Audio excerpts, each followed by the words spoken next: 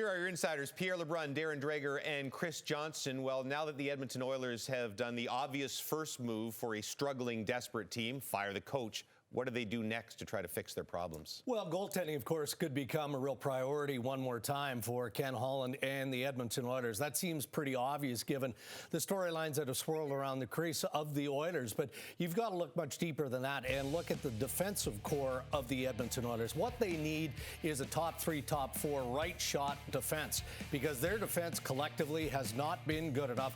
They give up grade A chances night after night, which obviously puts more stress on the Edmonton Oilers. So you can't afford to give the assets to upgrade your goaltending and add a top 3, top 4 defenseman. So tough decisions ahead for Holland, but that right shot D-man is a priority.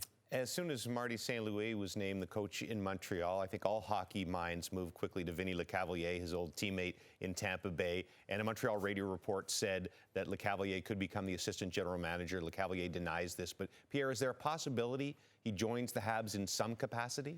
Yeah, there is a possibility. He's not going to be an assistant general manager. That's a different type of job that requires a different type of commitment. And the bottom line is Vincent Lecavalier is happy in his family living in Tampa Bay. But we just saw Scotty Niedermayer accept a front office job, an advisor role in Anaheim, where Scotty Niedermayer and his family can stay in British Columbia.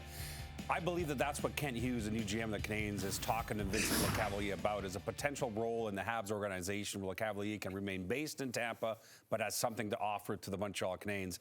It's not a done deal. It's not a slam dunk that Lecavalier will end up with the Habs, but it's certainly something that's being talked about, so stay tuned. Less than 40 days and 40 nights until Trade Center. And, CJ, with the Flyers in the basement or near the basement, Claude Giroux's name keeps coming up. Is it possible the career-long Flyer does indeed move?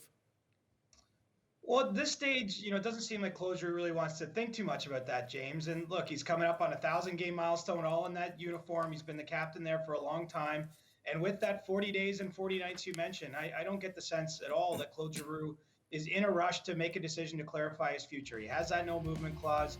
Obviously, the Flyers have indicated a willingness to do right by him, to take the lead from what he wants to do here if he wants to move on and have a chance to win a cup somewhere else. But, it doesn't seem like even coming out of the All-Star break, that there's any more clarity on his situation. I think he wants to see if there's some miracle, perhaps, over these next few weeks, and the Flyers can climb back in that playoff race.